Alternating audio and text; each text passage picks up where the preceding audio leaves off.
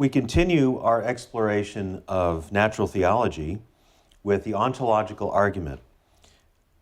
The name ontological argument was given to this particular form of argument, which stems from St. Anselm, by Immanuel Kant in his formidable book, The Critique of Pure Reason. Now, we'll find that Kant's critique of this argument fails, but the name ontological argument has certainly taken hold. In fact, there are several versions of the argument, and we want to move through those. First, what kind of an argument is it?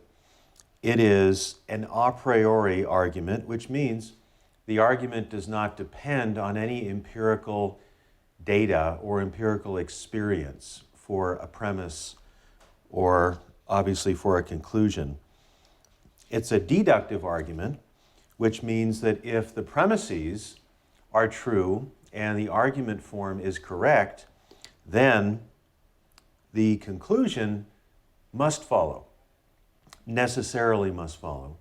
So this is different from inductive arguments where the conclusion is probable.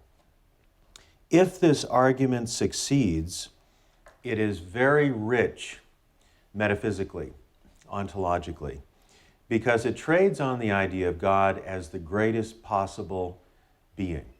So if the argument succeeds, or one of the several versions succeed, then we have a deductively valid argument for the existence of a greatest possible being, or to use some of the contemporary parlance, a necessary being, a perfect being. Now that's a strong conclusion because a perfect being possesses every attribute that it's better to have than to lack, and possesses that attribute supremely, that is, to the intrinsic maximum. That's what we mean by a perfect being, or greatest possible being. Now, greatest possible being is a different concept than the greatest actual being. Now, of course, the greatest possible being is also the greatest actual being. But you might say that God is the greatest being in existence, but God might have been greater. But that's not Anselm's concept. So this is very rich philosophically. There is a maximal being. This argument differs from other forms of natural theology in that it does not depend on any empirical state of affairs. That is, it is not an a posteriori argument, it's an a priori argument. This argument strikes people as odd, largely because it's not based on empirical data. It's not an argument from science. There are plenty of those that are successful.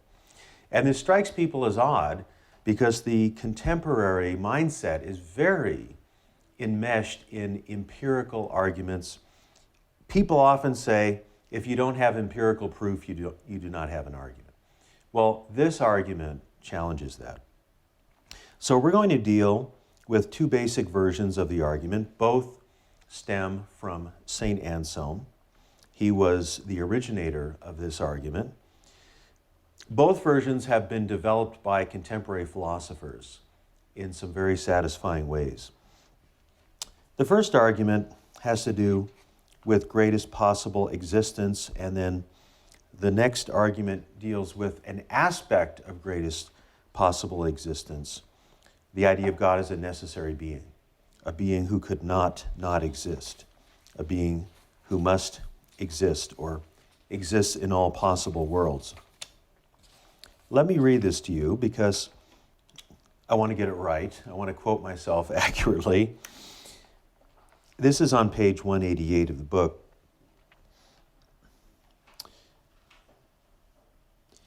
One, God is understood or defined as a being than which nothing greater can be conceived. Even the fool possesses this concept of God. Anselm's reflecting on the fool says in his heart, there is no God, Psalm 14. Premise 2, a thing exists either A, in the understanding only, such as the idea of a painting before it is painted, or B, in the understanding and in reality, such as existing in the mind of the painter and then existing on the canvas. Premise 3, It is greater to exist in reality than to exist merely in the understanding or subjectively. If God exists merely in the understanding, existing only in the mind of the fool, then God is not the greatest possible being, since a being that existed in reality would be greater than a being that existed only in the understanding. And that's absurd. 5, but God is by definition the greatest possible being. We go back to premise 1 there. Now the conclusion. Therefore, God exists not merely in the understanding, as the fool claims, but in reality as well. This argument form is reductio ad absurdum. Now, since it is a deductive argument, if the premises are true, the conclusion will and has to follow. Let me talk a little bit about the concepts behind this argument and some of the critiques of the argument. Now, one of the great benefits of the argument is that if it works, there is no probability involved. The conclusion absolutely follows. So, the debate is going to be over the truth of the premises. Now, when Anselm says greatness, he means qualitative greatness. Classically, of course, this indicates omniscience, omnipotence, omnipresence, and so on. It's the ultimate praise, let's say. And this being, and only this being, is worthy of worship. So this has a strong existential meaning, a strong experiential, a strong, if you will, liturgical focus. That is, this being deserves to be worshiped in the right way if this being exists. Now, let me go through a few criticisms of this argument. There was a monk who was a friend of Anselm by the name of Ganillo. And Ganillo said, wait a minute, Anselm, your argument fails right at the beginning because we finite, fallible, fallen creatures cannot understand the nature of God. God is too far above us and beyond us. So the argument fails at the starting line.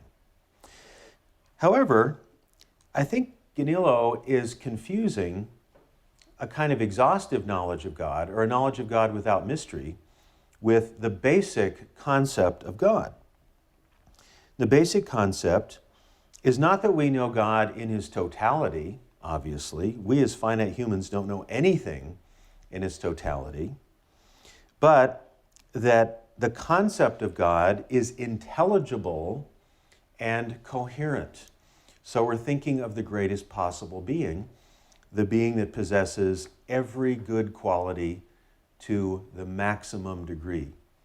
I don't find anything utterly opaque about that or a being beyond our understanding in terms of God's essential qualities.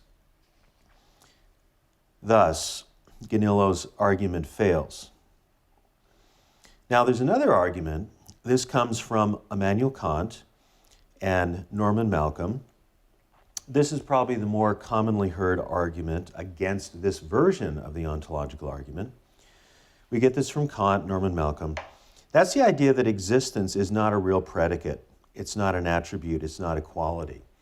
So when we talk about the concept of God, and the concept of God through this deductive reasoning leads to us knowing the existence of God, we're cheating. Because we're saying we have this concept of God as the greatest possible being, and then we, given that concept, conclude that God exists. So what's intrinsic to this argument, what's required for it to succeed, is that existence is a predicate. Existence is a quality.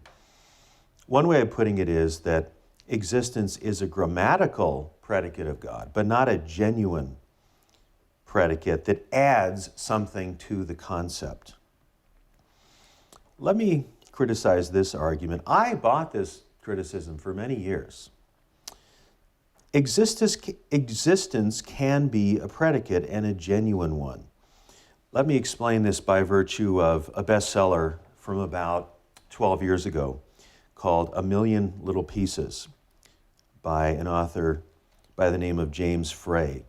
When the book came out and it was hawked by Oprah Winfrey, I have this wild fantasy that my book, Apologetics, will one day be promoted by Oprah Winfrey. It's not likely. This book was touted as a memoir. It later came out that many of the most exciting passages were fiction. So it's a legitimate question. Did the events, all of the events in this book, exist or not exist?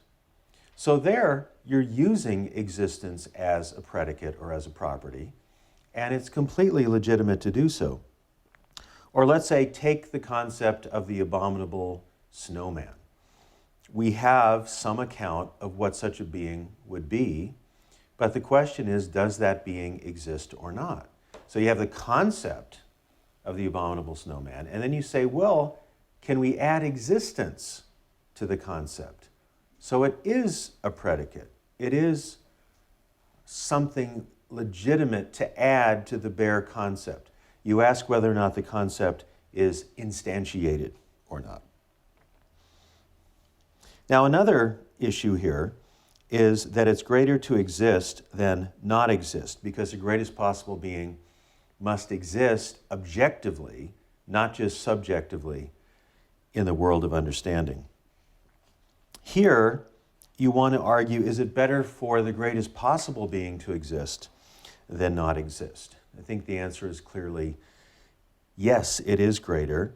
It's not greater for anything to exist than to not exist. Consider a flesh-eating virus. It's better that that not exist. But we're talking about the superlative perfect being.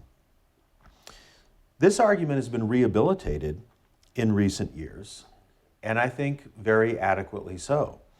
So this argument trades on the idea of a greatest possible being. It requires that existence is a predicate, and that it is better for this being to exist than not exist. That is, part of greatness is existing. Greatest possible being. Now, I find nothing wrong with this argument. The argument sometimes fails to carry conviction for two reasons. One reason is people don't understand it. It is tough. Secondly, people say it doesn't really have an existential or deeply experiential component to it, like the religious experience, let's say, or the moral argument. I think that's false, because if a perfect being exists, then you are not that perfect being. And the question then becomes, how ought one relate to a perfect being? And that is a very charged, cogent question. Now, there's a second version of the argument, which was likely discovered by Norman Malcolm about the middle of the 20th century. And this is how it's formulated. Again, forgive me for reading my own text, but I want to get it precisely right. This is on 195 of Christian Apologetics. This is the argument from God as considered to be a necessary being, a being who must exist, who cannot not exist. One, God is defined as a maximally great or perfect being. Two, the existence of a perfect being is either impossible or necessary, since a perfect or greatest possible being cannot be merely contingent, may or may not exist, or depends on something outside of itself. Three, the concept of a perfect being is not impossible, since it is not nonsensical and it is not self-contradictory. Let's move from the premises to two conclusions. Therefore, A, a perfect being is necessary. 5, therefore, B, a perfect being exists. Now notice the second premise. It's a disjunct. And this is really the fire of the argument, if you will. The existence of a perfect being is either impossible or necessary.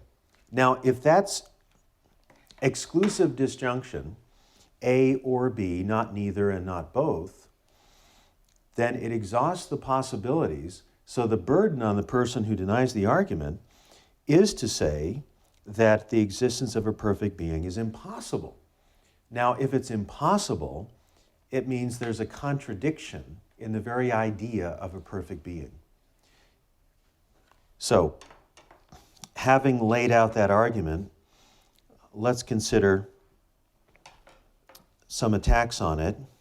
You could attack premise 3. The concept of a perfect being is not impossible, since it is neither nonsensical nor self-contradictory. Some will say, yes, the idea of a perfect being is contradictory because the attributes of a perfect being are at odds with each other. Let's just take one. This is from Michael Martin, the atheist philosopher and philosopher of religion. He says the concept of omniscience, God knowing everything, is incoherent given the nature of God. Because if God is an infinite and incorporeal being, immaterial being, a being without a body, then God could not experience what it is like to be in a body, experience pain, having senses that are unique to having a body, and so on. I mean, to use a German word, we all have our world of subjective experience, our Umwelt. And God, as unlimited and not bodily, could not experience this. Therefore, what? God is not omniscient. Now, there are two responses to this criticism. The first one is that omniscience is often defined and understood as God possessing the knowledge of true propositions to be true and false propositions to be false. He knows all propositions, the truth value of all propositions. This is propositional knowledge. The argument that Martin makes is that God could not possess knowledge by acquaintance because he's not acquainted with what it's like to be a human being. But we simply can understand omniscience in propositional terms, and the problem disappears. However, we can respond in a different way and take Martin up on his challenge and say, even though God is an infinite and unlimited, that is a perfect being, God could experience human subjectivity. That is, God is, to use a term from a philosopher, Linda Zagzebski, omnisubjective. That is, if you combine omniscience with omnipresence, then God actually does know the inner world of people. Not because he is finite, he is limited, but because he's unlimited and infinite, he can enter into, with let's say total empathy, the experience of subjects. We have one more response, and that is the incarnation. The second person of the Trinity, the Logos of John 1, took on flesh. We see this passage, this idea also in Philippians chapter 2, that Christ emptied himself and took on human nature and was exalted for all his achievements. So God never blends with humanity. The hypostatic union is not a mixture of deity and humanity, but the second person of the Trinity taking on, it's an addition as well as a subtraction, taking on human nature. Thus, the incarnation does give God inner access to subjective states. Therefore, this idea that the concept of a perfect being is incoherent fails. Now, there are other charges, but I think those fail as well. Now, it seems to me that you need to attack premise 3 to defeat the argument, and the attacks on premise 3 fail. So if God is either necessary or impossible, and he's not impossible because the concept is coherent of a perfect being who is thus a necessary being, the argument follows. The premises lead to the conclusion with deductive certainty. So the conclusions are two: a perfect being is necessary, and secondly, a perfect being therefore exists. Again, this argument may seem counterintuitive or odd, but here's what you have to do with an argument. You don't marshal your feeling. Well, it seems weird to me. Not a good philosophical criticism. Or I've never heard this before. Not a good philosophical criticism. What do you have to do to defeat an argument? You have to show that one or more of the premises is false, or that the premises do not lead to the conclusion in some form of argumentation: deduction, induction, abduction. I don't think you can do this with this argument. Now, let's consider also a version by Alvin Plantinga. This is on pages 199 to 200 of Christian Apologetics. It's similar to the Malcolm argument, a little bit different. Alvin Plantinga is a very noteworthy analytic philosopher and also a Christian. Let's look at this, premise one. It is possible that a maximally great being exists. By this he means what we have described as a perfect being or greatest conceivable being. If it is possible that a maximal great being exists, then a maximally great being exists in some possible world. That is, God's existence is not impossible or logically contradictory. So we can conceive of a world in which God does exist. A possible world is a maximal state of possible affairs. In a sense, you could call it a theoretical world, a world that could exist without contradiction.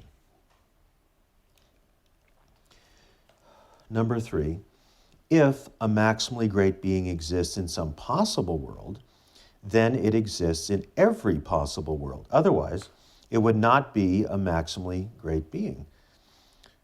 For if a maximally great being exists in every possible world, then it exists in the actual world. This argument trades on possibility and necessity, working through those concepts. This argument, again, is deductively valid, but there's an attempt to refute it by saying, this argument proves too much. In fact, this argument would make the existence of a perfect island necessary. Now, the problem with this is it neglects the concept of God as a perfect, greatest possible being. An island is not a perfect or greatest possible being. The ontological argument trades and hinges on this exalted modality of necessity. Greatest possible being, perfect being as a necessary being, a being that must exist. Think of necessary truths like the law of non-contradiction. That's not a probability that the law of non-contradiction is true, it's a necessity. The law of non-contradiction is true in every possible world. Now, if there's a being who's logically necessary, then that being possesses a modality of existence that contingent things like islands or devils or angels do not possess. And every form of this argument, the first form or the two versions of the second form, depend on this idea of God as a perfect being. Now let's ask the question, is the biblical God a necessary being? Perhaps we've defined and we have argued for the God of the philosophers and not the God of Abraham, Isaac, and Jacob. However, Scripture teaches that God is self-existent, unique, and worthy of worship. Look at Acts 17:15, which says that everything depends on God and God depends on nothing. So God is a self-existent being. A being that is self-existent and not contingent on anything else is a necessary being. Moreover, we can argue from worship. We can argue doxologically and say that only a perfect being is worthy of worship. Only a greatest possible being is worthy of worship.